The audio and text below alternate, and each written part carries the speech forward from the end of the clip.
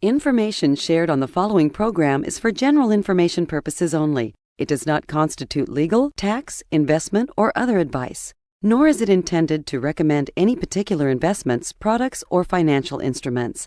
Always seek advice from your financial advisor, attorney, or accountant with regard to investment, legal, or tax questions.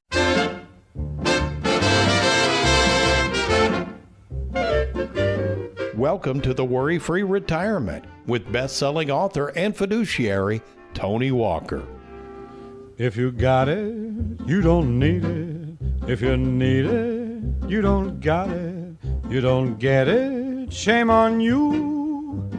Funny, funny, funny what money can do. Them that have it, get more of it. The less they need it, the more they love it. And it sticks to them like glue. Funny, funny, funny what money can do. One of the simplest, yet arguably the most complicated gadgets ever created is something known as the Rubik's Cube. Invented in 1974 by a Hungarian sculptor and professor by the name of Erno Rubik, and you thought the only thing coming out of Hungary that was good was goulash.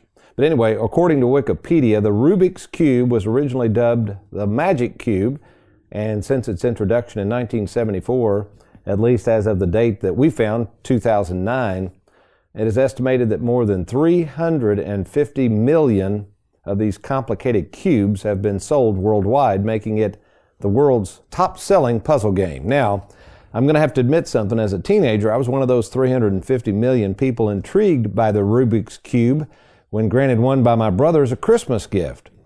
Opening up this odd-looking cube and unsuccessfully fiddling around with it for probably more than an hour, my Rubik's Cube quickly went from my nimble fingers straight into the trash can. I guess I'm not just wired to sit around and try to figure out complicated puzzles. Yet, if it's not the complicated gadgets and gizmos such as the Rubik's Cube that are going to stress us out, just imagine your investments.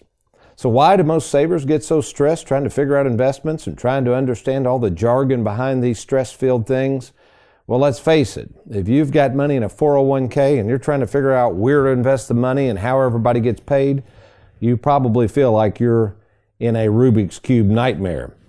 Well, I'm going to make this really, really simple today. In fact, I'm going to take the mystery out of investments by using a grocery store analogy. In fact, we're going to call this show Investments Made Easy and kind of subtitle it The Grocery Store Chore. Well, welcome folks to the Worry-Free Retirement. And yes, I am that little man in the sweater vest, financial grocery store expert and fiduciary Tony Walker. And before we get started, let me introduce, wait a minute, before you get all excited about Aaron Norander, America's favorite financial sidekick, let me introduce to you my favorite son-in-law, fellow fiduciary, Mr. Trey Juergens. Good morning, Trey. Good morning, Tony. Thanks for having me again. You're welcome. Lacey let you out of the house early to come over to the studio? I skipped out on making breakfast, so I'm here early. You probably didn't tell her. You just all of a sudden just slipped out the back door. Yeah, ran out the garage. How's she doing with the kids not in preschool with the recent governor's orders? Is she hanging in there okay? She's hanging in there. She's a little stir-crazy like everybody, but getting by. Yeah, well, good. And this too shall pass, reminder. And I appreciate you being on. Yeah, Aaron apparently is sick today. Today is Wednesday, November 25th, Thanksgiving week. Yeah, he called in sick. So, and it's kind of weird because we've got to do a Zoom call with his wife, Jessica. You and I have worked on this show because since we're going to try to relate investments to the grocery store business, Jessica, his wife, is a personal shopper. Yeah. It's kind of cool, isn't it? Yeah, I saw her one time. She was swinging by, dropping the kids off here one day so Aaron could watch them for a second. She was delivering groceries to a couple families, so it's a pretty cool service. That is cool. I'm anxious to talk to her, and I hope Aaron's feeling okay. But anyway, thanks for joining us, and I'm glad you're with us because really this is a good topic to kind of bring you in on. You've been with us now at Tony Walker Financial. Is it going on 4 years? About 4 years. I was part-time for a little bit there, kind of working on marketing, but full-time as an advisor about 3.5 years. Okay, and you're a fiduciary, obviously, and now you're our Chief Compliance Officer. I can't believe you accepted that gig. Yeah, it's a good one. Yeah, Derek Hudson is helping us produce the show in Aaron's absence. Derek, I know you don't know what a compliance officer is, but I was shocked when he accepted that. I slipped him a $20 bill, and he got all excited, and I thought he was easily bought. It's a hard job, so we appreciate you doing that. Don't talk about bribery with the CCO. There you go. Yeah, there you go. So we've got yourself, the fiduciary, fellow Heather Hughes in the Bowling Green office, fellow my favorite nephew Wes, who does Louisville and Lexington now. So we got 4 full-time fiduciaries. I'm really proud of that, and it used to be me trying to do my thing, and then Heather kind of came along, but I feel really, really excited, and knowing, quite frankly, for more than 2,000 clients, they'll be taken care of should something happen to me. So appreciate all your hard work, Trey, and looking forward to jumping in. So before we jump into this, I got to talk about the Rubik's Cube. Did you ever fiddle around with a Rubik's Cube? I got really good at taking the stickers off and putting them back on and not really having to solve the puzzle, but I hated those things. Were you able to solve it? Absolutely not. I was like you. I'd tinker with it for a second and then start taking the stickers off and getting it done, and then showing my sister how proud I was of doing it. She didn't know I cheated, though.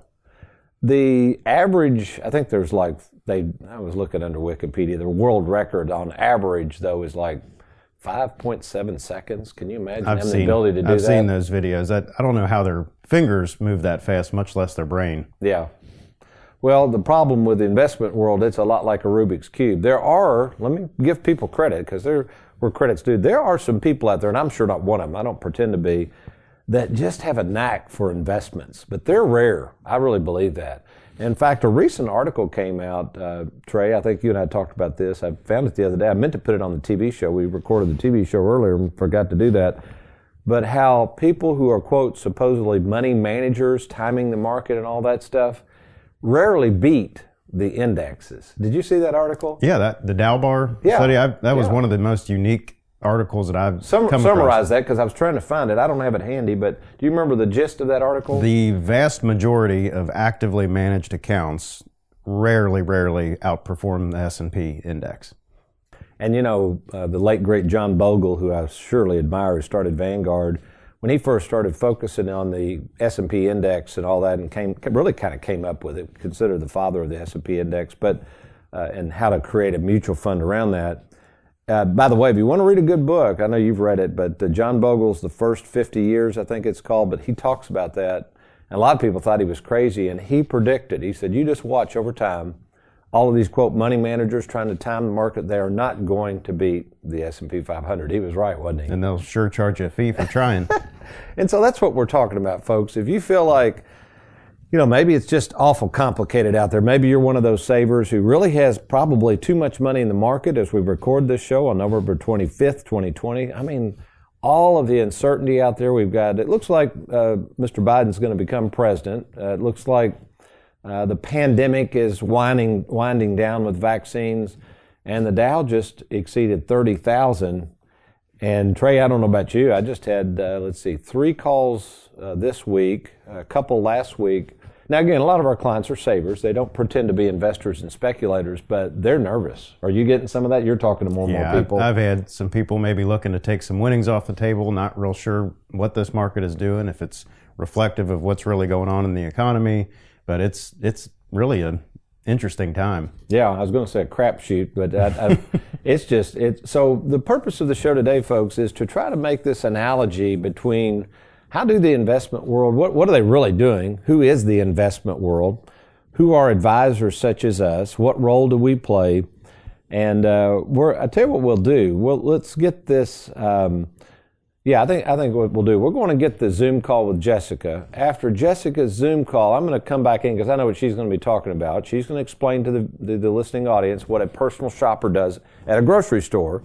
Then we're going to come back and try to tie that in between how investments are like a grocery store and how we at Tony Walker Financial would love to be considered your personal investment shopper. So stay tuned. We'll be back. Some interesting stuff coming your way on the Worry-Free Retirement.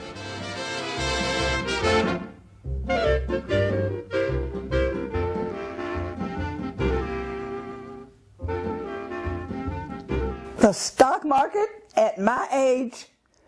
You gotta be kidding. I need to put my money someplace where it's safe. Investing all of your money in the stock market can be pretty scary stuff, which is why I created the Worry-Free Split IRA concept. a concept that allows you to invest in the stock market without the fear of running out of money. Learn more about the split IRA concept and how to safeguard more of your money by logging on to TonyWalkerFinancial.com.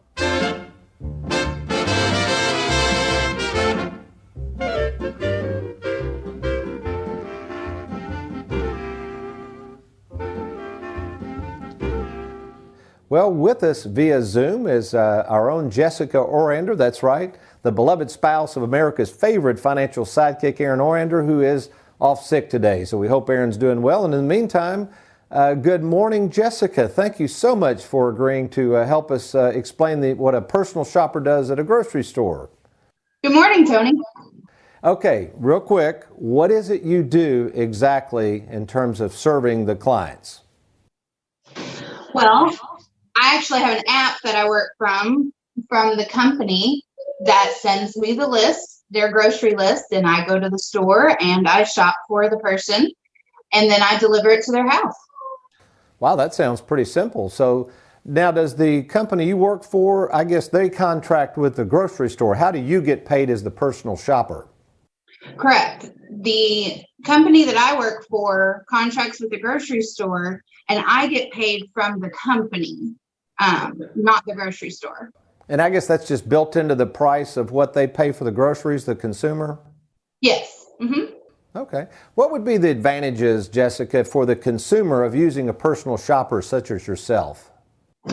Well, many of the people that I've delivered to, for one, can't get out. They're homebound, they're possibly older, or I delivered once to a mom who had broken her foot. But also some like me who have 3 children who are just really busy, and it saves them a lot of time. And besides time, though, it's got to save a little bit of money, because I know, Jessica, when I go to a grocery store, inevitably I always buy a lot more than I went in there for. Do you think that could be an advantage to the consumer to consider as well? Yes. And you don't have children throwing things into baskets, but I've actually used it as a consumer as well. And I can really see what I'm spending exactly and keep it in budget. That's awesome. Well, Jessica, we're out of time. Thank you so much for joining us. And please give my regards to Aaron. I hope he gets to feeling better. Okay, Tony. Hey there. I'm off to my tea time. Now remember, if Tony calls, tell him that I'm not feeling good, that I'm asleep, that I'll be in, another day. Okay? Okay. Love you. Bye. I love you. Okay, thanks, Jessica. Hey, do me a favor. Tell Aaron to hit him straight.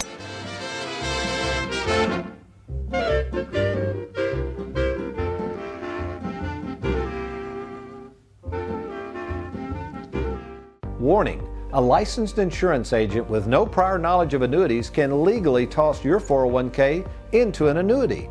Don't make that mistake. Log on now to TonyWalkerFinancial.com before ever purchasing an annuity. Who can you trust? It's one of the most important decisions you'll have to make. Question is, are you ready? Well, we're here to help at Tony Walker Financial. We care more about you than we do your money, and we have over 2,000 happy clients and an A+ rating with the Better Business Bureau to prove it. Rolling over a 401k, confused about Social Security, maybe you're afraid of running out of money. Learn how to use and enjoy and protect your hard-earned money. Log on now to TonyWalkerFinancial.com and let's get started.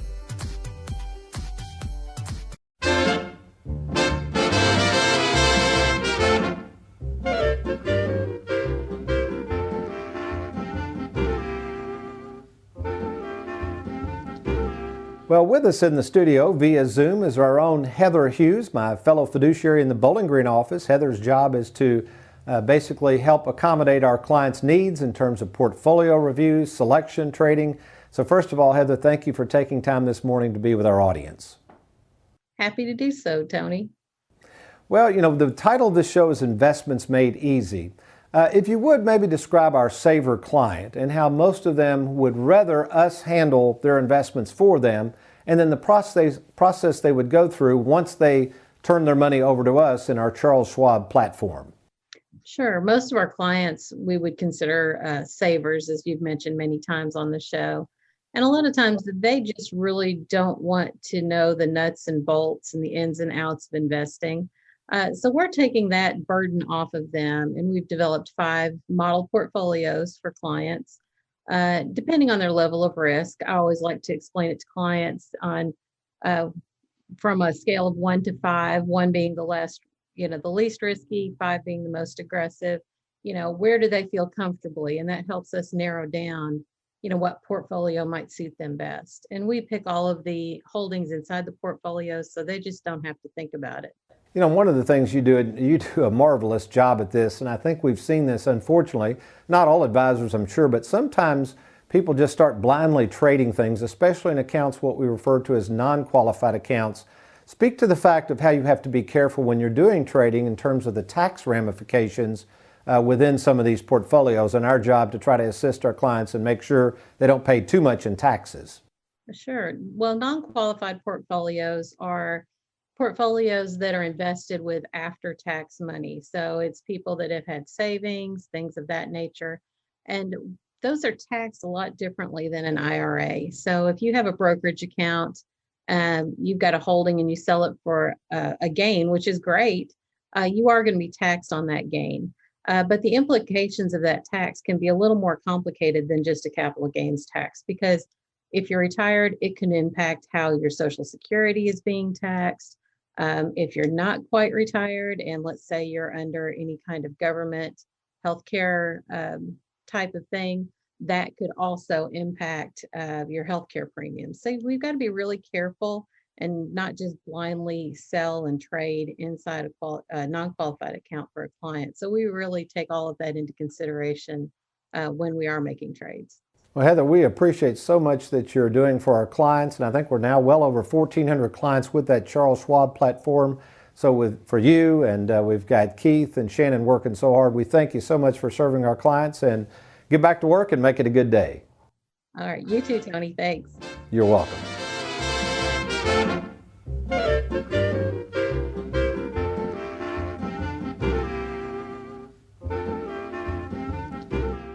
It is estimated that each day over 10,000 people will turn 65, which means a lot of advisors selling a lot of annuities. Don't get stuck in the wrong annuity. Get a second opinion from TonyWalkerFinancial.com.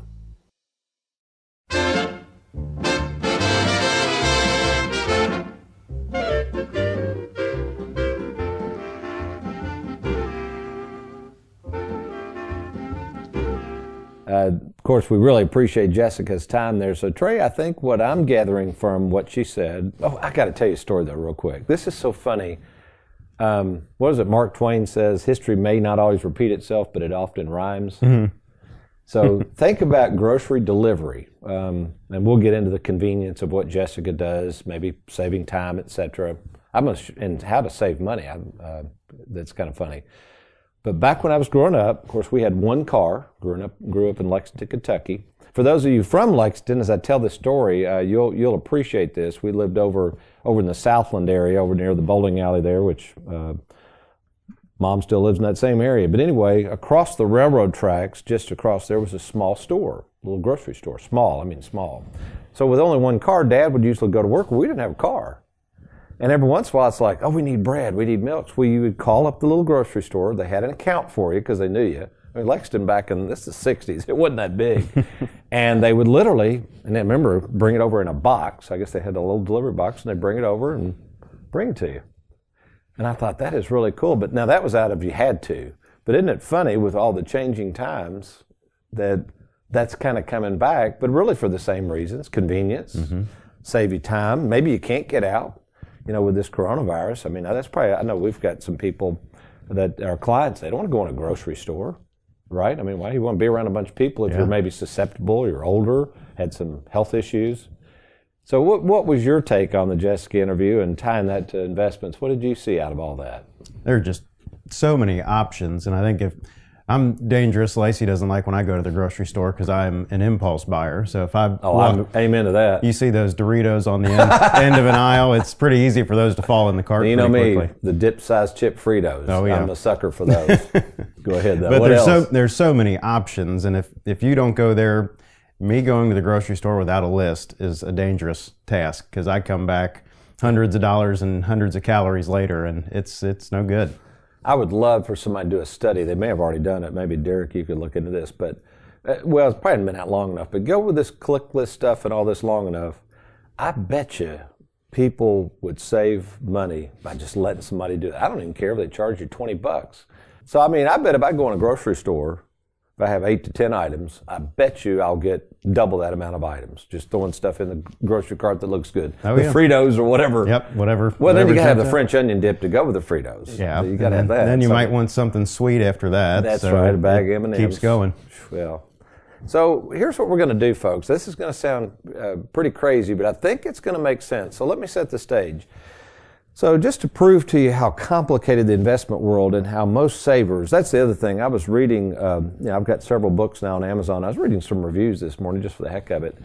And I've read, and most of them were very positive, and you're going to get negative. I don't mind that. But one gentleman wrote, I'm a very sophisticated investor. This is what he said. And this book seems just way too simplified to me. I wouldn't recommend people buying it. And I thought, actually, that's a very fair assessment. I don't have a problem with that. He's admitting he's an investor, and it's just way too simple for him. Well, folks, most savers like to keep it simple. They don't like complicated. So I was trying to explain to one of my clients the other day, and she's been a client a long time. She said, Tony, I know you represent Charles Schwab. Who is Schwab? And I said, her husband was sitting there, and he didn't say anything. So I'm thinking, he doesn't know either, but he doesn't want to admit it. He's like looking at her real funny, but I almost wanted to say, all right, Rick, you tell her, but he didn't know. So that's a really good question. So I went on to explain Charles Schwab is the custodian. She said, that's not answering my question. Okay, stop a minute. She said, what do you do? She knows what I do. I'll call her Janice or whatever. Janice, I go out and we pick your stocks for you, your mutual funds, your ETFs with Schwab. I know, but where does Schwab get them? Mm-hmm. And this went on, and I thought, she's just being honest. She does not understand this at all. They've handed their money over to me years ago. They're happy, but they have no clue really what's going on. You with me? Yeah. Okay. Where's Schwab fit in the mix? They don't, who's Schwab? I mean, they've seen a guy on TV. Is that Charles Schwab? Is he personally managing? It was almost comical. So I said, and I pondered. I said, let's just think of an analogy here. So I thought this was a pretty good analogy. I said, when you go to, I'll call it a grocery store. We won't name any of them out. When you go to a grocery store, what is a grocery store? And she said, well, that's where I go to get food. And I said, very good. Does the grocery store really manufacture anything? Now, some of them do. They'll manufacture some products. But in general, I said, it's all those things that are in that grocery store. There's probably thousands of items, wouldn't you say? Oh, yeah. I mean, least. Maybe hundreds of thousands of items. Do they manufacture and produce all those? And she said, well, of course not. I said, where do they get them? She said, well, I don't know. And I said, well, let's just take several cheeses from Vermont. Where do they get it from? And she says, well, I assume from Vermont. Well, do they personally run up there and go get it? No. Do they arrange with the maker of the cheese from Vermont? Transportation and a buying decision and a cost? And they do all that? Yeah, I guess they do. And how many of those arrangements do they have? Well, she said, I guess they have thousands of items, thousands of arrangements. Could you do that on your own? She said, no, I couldn't do that. Are you going to drive to Vermont to get a block of cheese? Would that be efficient? No. Would that be costly? Yes. Well, so really, Charles Schwab is like the grocery store. They legally can go out and make all these arrangements, and they're so big, they can buy in volume. They can do things we can't do. They have all these arrangements. They bring it to the grocery store. And then therein lies the problem, though. It's not like the grocery store you're familiar with, right? You walk in the grocery store. Oh, I want tell the audience real quick. We were talking to Wes about this. Make sure I finish my statement here. But remember we were talking about the perimeter diet? What's that all about? Oh, yeah. So we were talking about how complicated, just like investments, how complicated nutrition and dieting can be. Mm-hmm. And Wes, he was going on and on about his macro. My favorite nephew. Yeah. He's really into bodybuilding and nutrition. Go ahead. He was talking about his macronutrients and how much protein and carbs and all this he needs to consume. And the simplest diet I've ever heard of is the perimeter diet. So if you go in a grocery store, if you kind of usually hang a left, yep. Right? If you imagine your local grocery store, you hang a left, you've probably got your produce, and then if you keep going around the perimeter of the store, you see your dairy, your meat, and it's all the fresh food on the outside, which doesn't have all the additives, doesn't have all the added sugar or anything like that. So if you eat the majority of your foods from the perimeter, you're going to eat a pretty healthy diet. So that makes sense. Pretty simple way of talking about nutrition. So with that vein, so we were talking about, well, how do we explain the investment world like a grocery store? So what we've kind of done here, we've got a board inside our studio where we were playing around with this. So what we imagine, you're going to walk into what we call the Investo Mart. You like that? I think you came up with that, Trey, actually. That's so this is pretty quick one. Pretty good, yeah. This is called the grocery store chore. And what we're going to offer to do for you, we want to be, like Jessica, your personal shopper. We want to take the headache out of this for you. And just like we found out with Jessica, we believe in the long run, if you let us shop your investments through, in this case, Charles Schwab, they're the grocery store, actually we're going to save you a lot of money, heartache, and it's going to be a whole lot more convenient, right? That's the idea. Yeah. Yep. Yeah. I mean, let's say you're not a do-it-yourselfer, you're not an investor or speculator, you don't understand this investment world. Why in the world would you want to walk in that financial grocery store knowing you're probably not going to stay on the perimeter? Where are you going to venture into? The cookie aisle. The cookie aisle. So let's talk about what's around the perimeter for a saver. Okay. So if we're all about, first and foremost, protecting your money, which is our job at Tony Walker Financial, that's the first job. Okay, we're okay risking some of your money, but we're not investors and speculators here. If you take a hard left in the Investo Mart, you're going to see things like CDs, certificates of deposit, very, very safe assets, very liquid assets. You're going to see cash. And yes, folks, not to disclose who's got cash sitting around at their home or buried in their backyard in their safe, a lot of people are keeping cash on hand because they just don't know. You know, something could happen. So cash is a very liquid, very safe asset. Savings at the bank, money market accounts. Maybe we roam around to the back end there, past the meat aisle. We get into the annuities, fixed annuities, not variable annuities. Variable annuities, because of risk and fees, would be more in those middle aisles, right? And then we roam around to the final end, over in the end cap there, as we come down on that last perimeter. You know, one of my favorite products would be fixed indexed annuities. You could also maybe put corporate bonds, government bonds, safer bonds there. You would have, if you had high yield bonds or junk bonds, you'd move those in the middle. So that's the perimeter. So you could enter the grocery store, in our example, load up on CDs, cash, savings, checkings, money markets, government bonds, fixed annuities, fixed indexed annuities, and go right back out, check out, and go out the exit. You could do that, couldn't you? Oh yeah, and probably fulfill any goals you want in retirement. Yeah. I mean, right now I estimate, my total assets, I probably only have 5 to 10% of my assets in those middle aisles. That's it. And I'm worry-free. So doesn't mean that's what you should do, but I'm just saying, folks. Oh, another thing you can kind of keep on, not quite on the far end aisle, but one of my favorites, and I know you love it too, is cash value life insurance. That's a big one. It's a very safe asset. So let's imagine you're moving in those inside aisles. I'll just run through some of these rapidly. And this is where we can help you as a personal shopper decide what's best for you. But you've got growth mutual funds, you've got individual stocks, are kind of near the end aisles. They're not too risky compared to what we're going to share with you, but they're risky. You can lose money. And as you start moving in the middle, you got REITs, which we're finding out those are very, very illiquid in many cases. You got IPOs, you've got cryptocurrency, just speculative investments in the middle. So folks, I think what we're saying here is the investment world has made this complicated on purpose. The goal of a financial advisor like us at Tony Walker Financial, we want to be that personal shopper. We want to be that person that knows the financial world. Make sure you don't get in those center aisles too much. Stay around the perimeter.